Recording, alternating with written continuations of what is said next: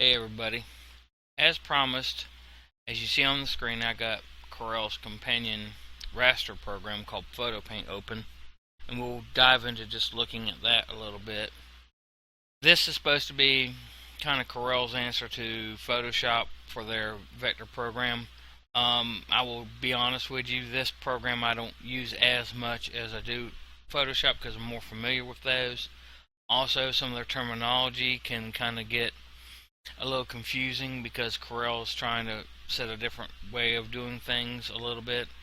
And because of that, people coming over from Photoshop are going to probably have a rough time with this. You may or may not, depends on your skill level.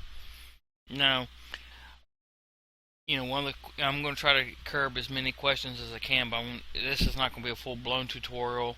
There's other tutorials I got planned where we're going to use this along with Corel Draw to do some things like layout, kind of like InDesign or Scribus. We're going to be getting into that with kind of a combination tutorial with using two different programs to get things done. Again, this is the raster end of the deal. Think of this as like GIMP or Photoshop to get this used. You can use third-party plugins with this, especially with the newer versions. It has gotten better, but I will warn you, if you go to install them and you don't see them, first thing you can try is do like what a lot of plugins do, is just put like a link to it, a shortcut basically to the shortcut. You could try that because it will sometimes work, but most of the time I will go ahead and warn you folks, that will not work. Just find your plugins wherever they get installed, copy them and paste them to the plugins directory, which for version X8 is in the Corel root, which is basically on my computer be C program files, Corel, and then there should be a plugins folder there. Drop your plugins in there, restart PhotoPaint, and they should show up. Now, some plugins I will warn you, like Nik plugins from that Google acquired, they're going to try to put stuff on a separate layer.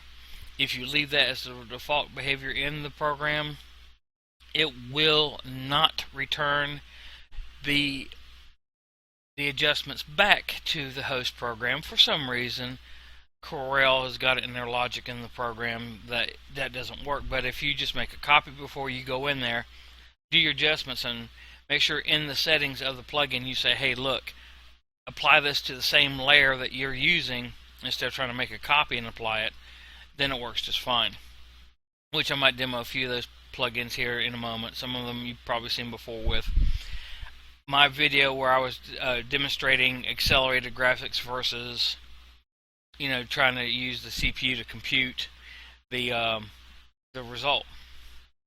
Alright, we're starting with a blank slate here. The object manager here, there is one inside of Corel Draw, and the reason I'm pointing this out real quick is because Photoshop users, this is what they would consider the layers panel. Sorry. So, and there is one inside of Draw, and the reason why you guys may want to get into layers is just like you do when you do a composition with raster programs such as Adobe Photoshop. You could do the same thing with Corel Draw and either get several different documents out of one, or you could do some pretty interesting effects with it. So, with that kind of said, I'll talk a little bit more about this.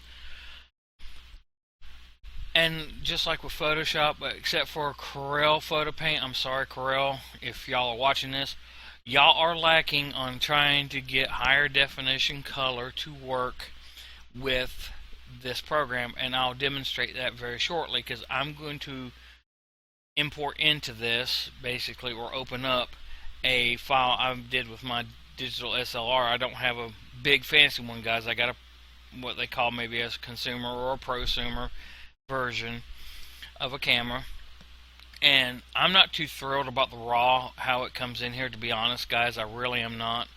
I think Adobe does a lot better job with that, just my honest opinion.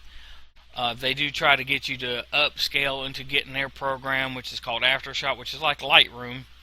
But I used it also, and I'm sorry, Corel. I mean, I'm impressed that it's cross-platform compatible, but I guess I just learned on Adobe a lot longer than I've learned on yours, and I find your software not as good as Lightroom. So with that being said, that's just my personal opinion, guys. If you try out Aftershot and you guys love it, then hey, great, cool. You guys may try this out and you may absolutely love this program. Again, awesome. I'm just voicing some of my opinion here.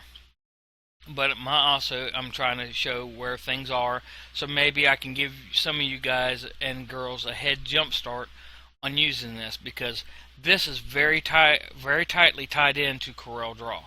So if you're going to try to do something real quick, like, okay, you import a photo into your layout and you're like, oh well, something ain't quite right, I need to fix it. Well, instead of taking it all the way back out into Photoshop, which you can do, and then try to round trip it back in, this is just right here. You could just say edit bitmap in Corel Draw. It'll open this program. It'll put the raster in. You could do whatever you need to do and say, okay, just close it out. And once it closes it out, it'll ask you, yes, do you want to make your changes? Say yes, and next thing you know, Corel Draw pop back up with all the changes in place for your raster. So wham bam, thank you ma'am.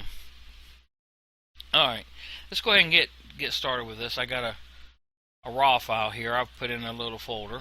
I'm going to just drag and drop it in. Sorry about that glitching getting my recording program there, guys. When you bring in a raw file, their little raw dialog will come up. They call it the Camera Raw Lab. And again, I'm not too impressed with this. These are your rotate handles here if you need to rotate your image. This is your hand or your pan tool here. We can pan the image up and down if you need to. You got zoom in, zoom out, fit the image, and you got zoom into 100%. Again, you got custom zoom here. These are your sliders for before and after preview. Down here, you got some reset buttons. You can reset back to original. Create snapshot. You're going to see that a lot in this software, especially with Image Adjustment Lab and some others. What that will allow you to do is you can start tweaking on it and saying, I'm not sure I like that, or I don't, I like that, I'm not, and if you're kind of iffy, what you could do is create a snapshot. And you can create quite a few of these. And with a snapshot, it basically captures the adjustments, so you can go back to it and say, yes, that's the one I really like ultimately after everything's said and done, or you can say, nah, I need to tweak it a little bit. It gives you guys a little bit of extra playing room when it comes to doing the development of raw or processing of images. So that is kind of a neat feature I do kind of like. Color depth. Here's what I was talking about, guys, that Corel is kind of behind on. I'll go ahead and do it this way, but if you're really serious about just jumping in, doing your blurs or whatever you're going to do to this image, pop the color, whatever you're going to do, click on this drop down and change it to 24-bit or 8 bits per channel on your color, because otherwise you're going to be looking at a little issue, which I'm getting ready to show, and it can really, really, really make your day miserable. So anyway, I'm going to go back to 48-bit. Now, I like 48-bit because it shows the most absolute colors and everything else, and probably it's more colors than what most monitors can display and what your eye can detect. But again, if you're really an aficionado about your color, there you go. You got 3 tabs below that. One of them is color. I'll click on them. The next one is detail, and the next one is properties. This, as you can see, it's a 3100 is what I took this with. Just a quick little snapshot of my wife's rose bushes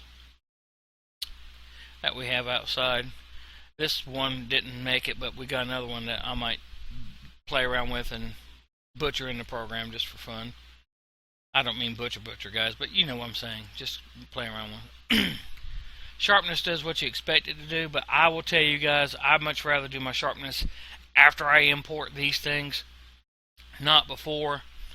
Adobe's got a really cool thing where you can use some binding keys to actually see the mask of what gets sharpened with their Camera Raw. They do not.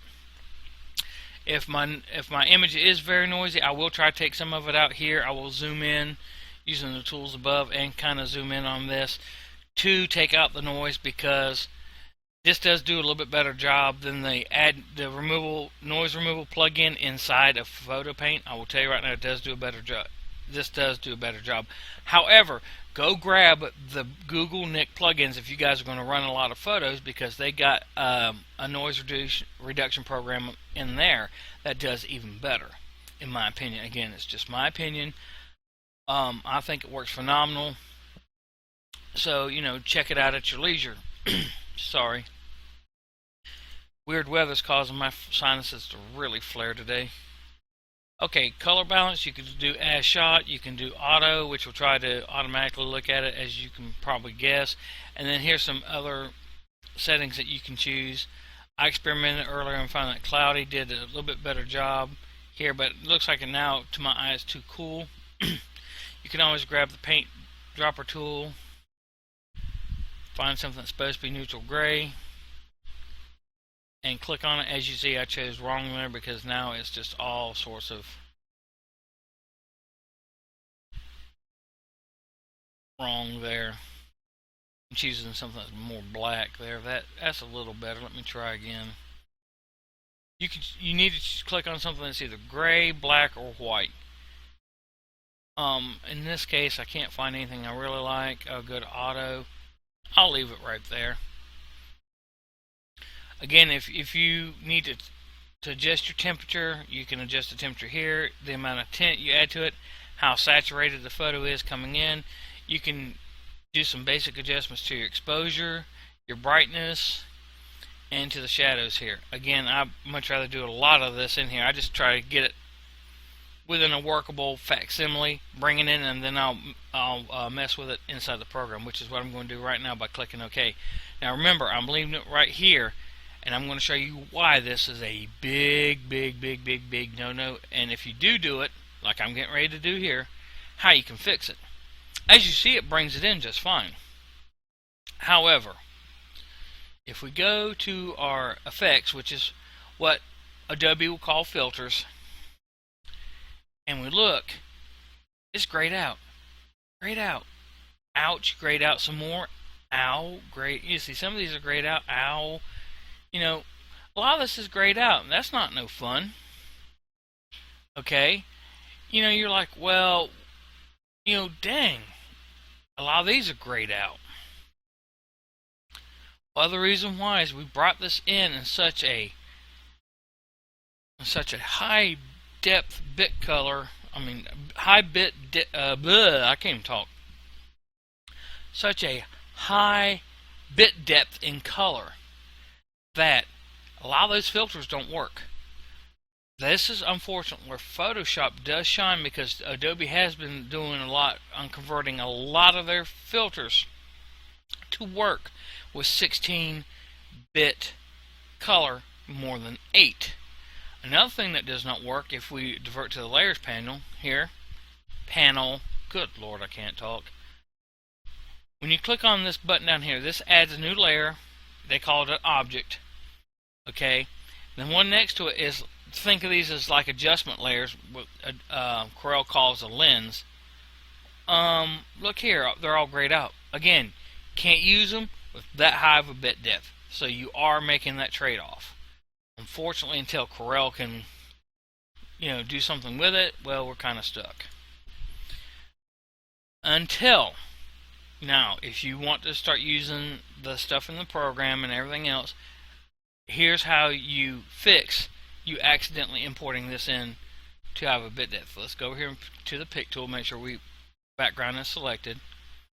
What you want to do is go over to image, and right down here you can say convert to RGB color. Now, some of the filters will work with CMYK. Again, some of them won't. You can always check that out, but for this demo, so we can kind of get going, kind of get moving around, I'm going to say convert to RGB 24. Now, with that selected, if I go to our effects, or our what is called the filters menu again, see, now I get all my filters turned on. Yay! As a another host on YouTube says with his car repair show, we win. Now, I have found, I will warn you guys also, that some features here are kind of, depends on which way the wind blows. They work great, sometimes they don't. So I will warn you that, just kind of watch for that. Also, I will say this is a similarity that both PhotoPaint and Photoshop share, which is basically if you import an image in or you bring an image in, it's going to be what's called a background image, which means it doesn't have an alpha channel, it can't obtain an alpha channel, none of it. It's basically, what they consider a unreally, it's a special type of state that it goes into. Now, to change it into what Adobe calls a normal layer, or what Corel calls an object, all you gotta do is go to this little set of boxes over here on the right hand side and click it, and see it changes from background to object 1. Now we can add transparencies to it, such as a layer mask and things like that. You guys also know from probably, from some of my videos, if not, I'm going to reiterate it again. I love to work non-destructively, which means I love to do things on a layer and then kind of, after working on the layer and everything else, I like to kind of keep at least a copy of something, so if I do a boo-boo, I don't have to close completely out and come back up again. And that's one of the beauties about having something like these, which again Adobe calls adjustment layers. These are called lenses. And Corel does give you a pretty good job of, giving you some different ones here. It will auto name it. You can name it whatever you like. Like for example, let's pick one here. Let us let's do a in my opinion, it's getting a little overused, but let's do what's called a color pop effect, where basically we leave some color in the photo, but the rest of it's black and white. And the way we could do that is just click on the grayscale one here, and I'll just put B/W here, and then just click OK. And now it brings up the dialog. And make sure your preview button is checked here. And now we can kind of dial this into whatever we would like. Just moving these sliders, just kind of see what we can get here. I'd like to pop these greens a little bit more if I can grab a hold of that slider. Yeah, I think that looks pretty nice. Again, this is all subjective. I'm doing this kind of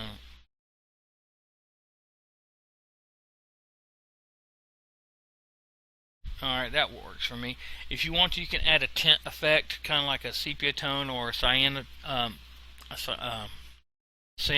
I believe is what it's called, is where it's kind of a bluish color. You can do that as well. Now, another neat thing I will show you guys, if you choose the wrong lens, before you click OK, you see this little arrow right here. You'll find it a lot in the effects menu. If you click on this little arrow, it'll let you choose a different one. So you don't have to cancel it and then come back in and choose another one. You can just say, oh, instead of this, maybe I just wanted a desaturate, for example. But I'm going to use grayscale. But I just want to show you guys that because that might save you a step or three. Okay, we'll click that. Notice when it gets created, it has a mask here. Okay, now that mask is called a clip mask. I know this does not mix with the rest of the terminology in the world, but that's what they call it. So, anyway, so what we're going to do is going to make sure we select that. We're going to grab our brush. And this is the paint tool, by the way. It looks like a little brush. If you click and hold, you got some other things you can mess around with in here. Again, like I demonstrated with Corel Draw, anytime you see a little triangle to the bottom right, that means there are other tools underneath, and you can open it up and see what all happens. I'm just going to use a custom art brush. If you click up here, you got all sorts of things you can play with here. Let's play around here. We're just going to do a wispy blend maybe, and it's a little too small, so I'm going to increase my nib size by going to this option here and just kind of dragging up, or you can press the shift key and drag up or down on your mouse. Okay, go down here, like in Photoshop down here. This is the foreground color here, background color. Make sure it's black because we're going to be painting on the mask. And I'm just going to dob in here. And it looks like the transparency is set a little high, so I'm going to tone that down some so we can get this showing up a little sooner.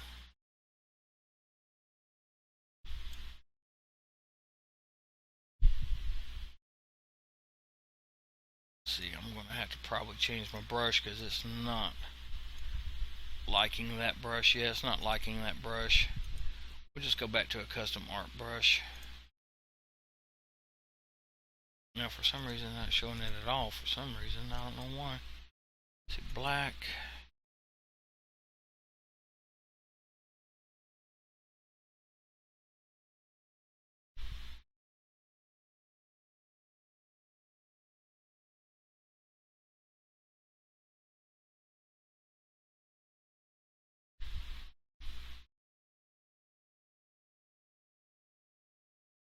Pull this down.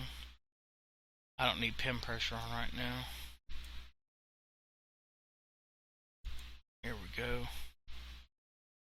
There we go. Must not have had something selected quite right. Typical.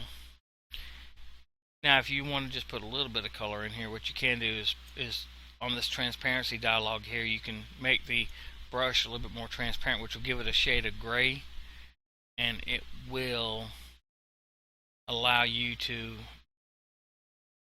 add in the color very subtly and smoothly. But for this demonstration, I am just trying to show you real quick how to get something done. And there's a quick color pop thing we just did real quick with just using this. Now, the beautiful thing about this is it's non-destructive, that if you like the color version better, just take that off, or you can trash it. Or if you like that, just turn it on, and there you go. Quick and simple. You can also go back in and just double click on this, and then you can readjust the grayscale values here. So say like if you're wanting to add a tint effect to it, looks like this is already set for like a sepia type tone right here. Notice how we got a little bit of orange in it. I'll just say OK here, and again just click on that, make sure I got my brush tool selected over here.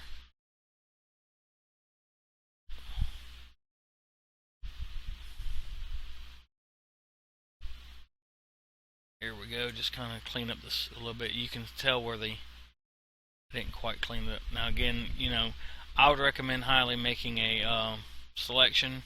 They call it a mask in here. Before you go into this program, you'd probably get a lot better result than me. But again, I'm just doing this super quick just to kind of demonstrate the program. So, we don't need that anymore. I'm just going to click the trash icon on that. Sorry. To duplicate an object in here is fairly simple, or a layer, just right click on it and it brings up a contextual menu. Mask from object. If you have an object on top, you can create a mask of it. Here's the clip mask version. Create from object transparency, which we don't have, and then to hide all, we'll put it on a black mask, which will hide everything. To show all, put on a white mask, which will show everything. With a white mask, you got to paint with shades of gray to black to remove something, or remove the effect, for example. And the reverse on hide all, you hide everything. Excuse me. Blah, blah, blah. And you have to paint with lighter shades of gray to white to bring the effect back. Combine basically is like flatten. The flatten or merge commands in Photoshop. Now, one thing you will notice about PhotoPaint is there is no smart objects. So don't even go looking for them. They don't exist here in Corel PhotoPaint. Other things that are pretty neat that you might want to mess with. Now, I'll tell you one tool that does not work, guys. If you can get it to work, great. They were saying that we were going to fix it, but a lot of people, especially the fanboys of Corel, were giving me a rough time when I asked about it some time ago. And that's this tool right here. magnetic mask. It's the same as a magnetic lasso in Photoshop, except for when I tried to use it, it doesn't quite work as expected. It jumps all over the place. I just found an easier way just by selecting colors or whatever I'm going to do. Just do it that way because that thing was just a nightmare to deal with.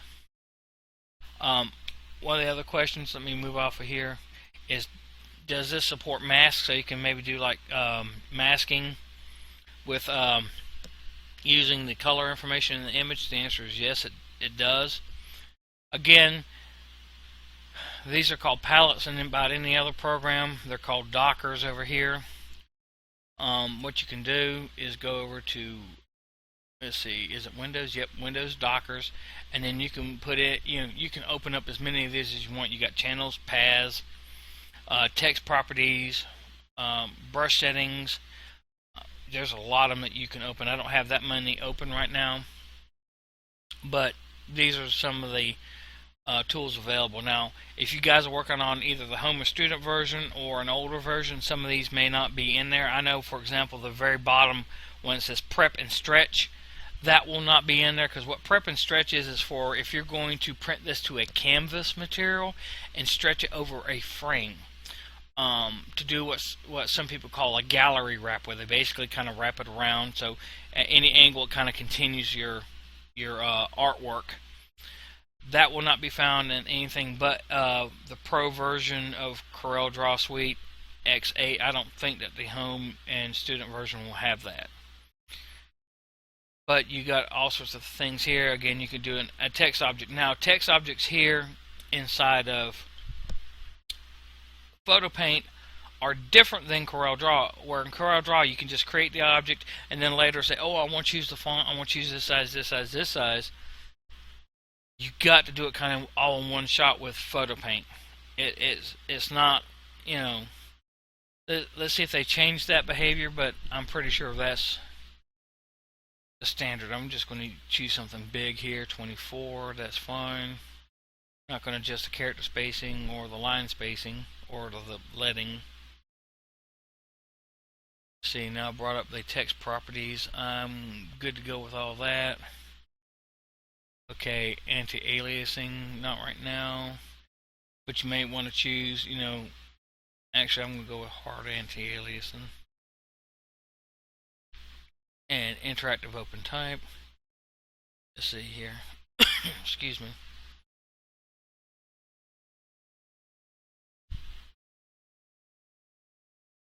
If I can learn how to type. Alright. While I got this, I can highlight that. I can choose the background color. We need to double click on here. Choose a different color. Let's do, you know what, let's pick on here and let's get that kind of color there and just kind of brighten that up. Okay.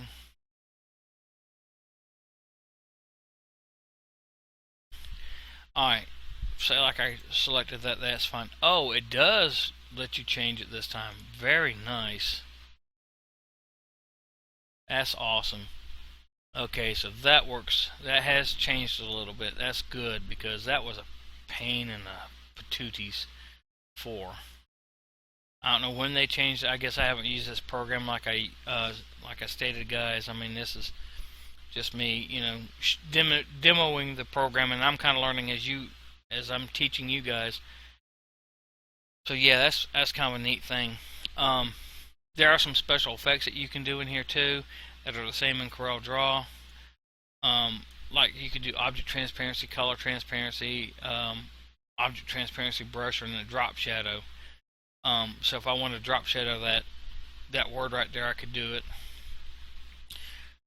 Eraser tools, you got path tools, so yeah, you can create paths in here kind of like you do in CorelDRAW, for example, or even GIMP or Photoshop or any of the other programs. Then you got paint tool, image sprayer, color replacement brush. Excuse me. Text tool we just used. Here's your effects tool. When you click on that, you get some effects here, and just click up here, and then you get all sorts of different things, like you can change hues, you can do tints, you can blends, smear, smudge. Just click here, and it gives you the brushes over here that you can use, along with the parameters up here for that tool. Like rotate and hue, you can do some adjustments up here with that. Let's see here. This is your liquid smear tools. This is a fairly recent addition. You can kind of smear the thing around, kind of like Kai's Power Goo many years ago. You can kind of distort things, but not as effective, in my opinion, as Kai's Power Goo. I really love that program, but nonetheless. Then you got your repair, what I call your repair section here, which is your clone tool. Works kind of the same way. And if you notice down at the very bottom of the screen there, it'll tell you, like if you select the clone tool, for example, right click to set origin, shift to resize, and shift alt to bring up another function. There's also a help section that if you guys kind of get stuck. So yeah, like I said, there's the reason I call this the repair section, because there's clone, red eye, touch up.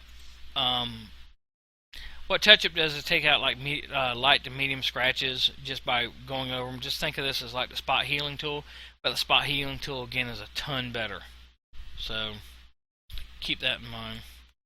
And then the healing clone, which is basically the same thing. You shift to a source, then you paint over a section, and what it will try to do is, like for example, if I want to try to cover up these leaves here, I'll try to find similar piece in the brickwork up here, or that I can kind of paint in, and it will make it look like the leaves were never there. It will blend textures and everything else to try to hide that. And basic little other things. Again, if you guys can work with that, that's fine, but otherwise I'd use these other tools. Oops. It's giving me a warning because I was messing around. Mask is the same thing as select. When you do make a selection, you can just select the entire image. You can create one from an object. You can load one if you have one saved. I've never ever had a selection plugin, so that didn't go here. Color mask is somewhat close to Adobe's color range command, but not quite. I actually like the color range command a little better, just to be honest. Sorry. Mask outline, this is basically like the selection modification tools in Photoshop. These will let you select similar pixels, grow the selection, make a border around it, remove any holes inside, smooth it. Again, we'll probably get into these a little bit later. But these are this is where it's found. Okay, adjust, again, this all this looks kind of similar. You can also pause the video and kind of look at this. These basically adjust brightness, saturation, color, things like that to your image or to the layer which you are on. Which right now I'm on the text layer, so I can adjust things about that color if I wanted to. This here has the cutout lab, which we'll get into a little bit later. Somebody from Corel says this is exactly like their award-winning Knockout 2 program. If it is, I hate to say it, but it's been neutered. Because it's a very hit and miss use. Hold on one sec, guys. I got a cough again. Sorry. This thing's been neutered. Smart Carver, that basically removes things out of an image and lets you compress it together to hide things. Resample, that's going to be very useful. Of course, that shouldn't require an explanation, because what that does is basically lets you sample up or sample down an image. But a lot of these are the same, thing that you would find. Here's your conversions. over here. You can split your channels so you can actually see your channels this way without seeing them in the Docker.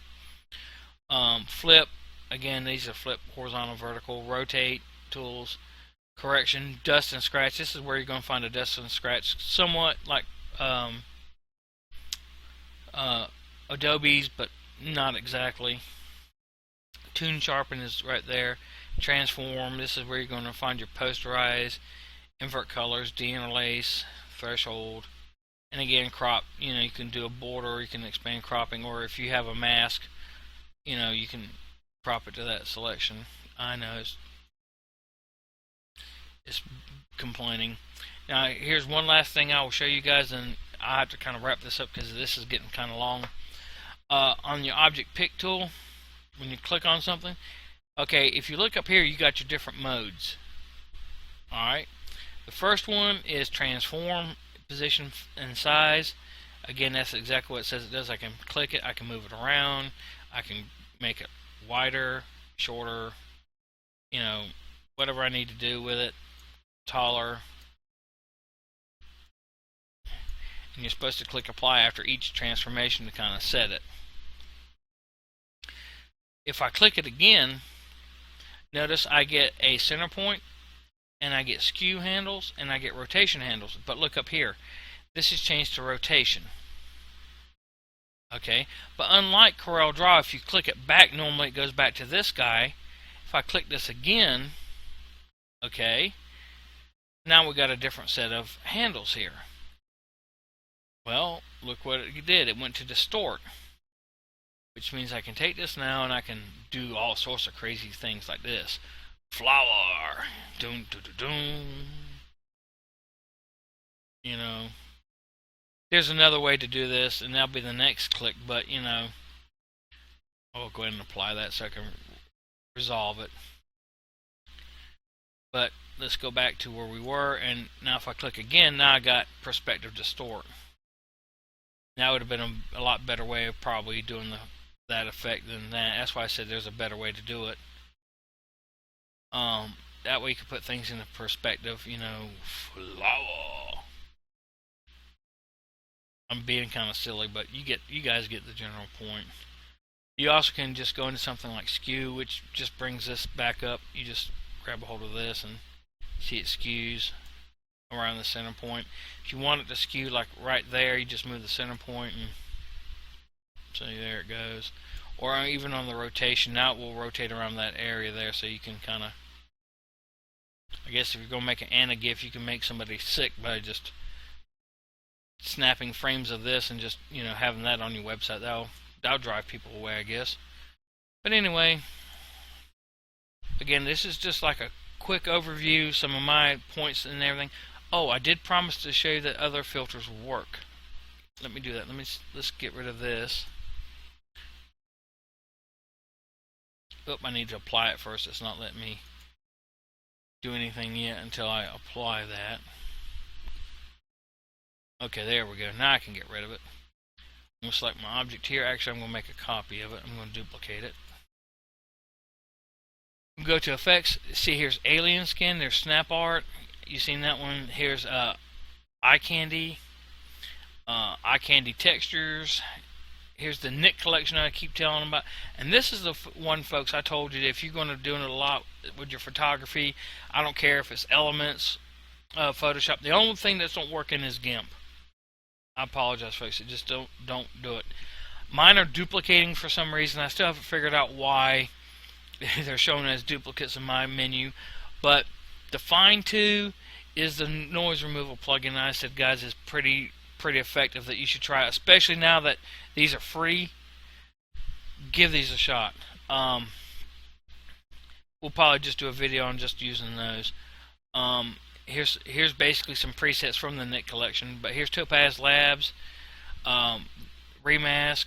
I love that one. If you're going to do a lot of compositing, that's really good. Simplify and Impression. Well, let's go ahead and run Simplify real quick just to show you that this will work once you take care of all the caveats like I told you about earlier. I'll just quickly choose BuzzSim here. Takes out most of the detail. Let's go even more than that. Let's go BuzzSim 2. There we go. That's kind of nice, but I want really, there we go. Gotta make it look like, it might be like vectorized art.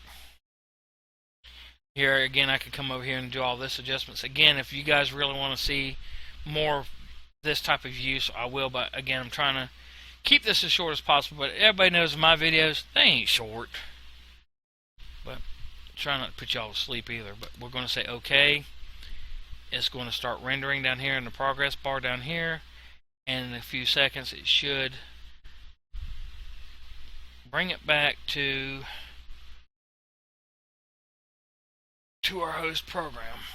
Now it's taking longer with this because this is a pretty good size raw file. It's coming from a about a 14 megapixel camera. Again, with a lot of pixel structure in it.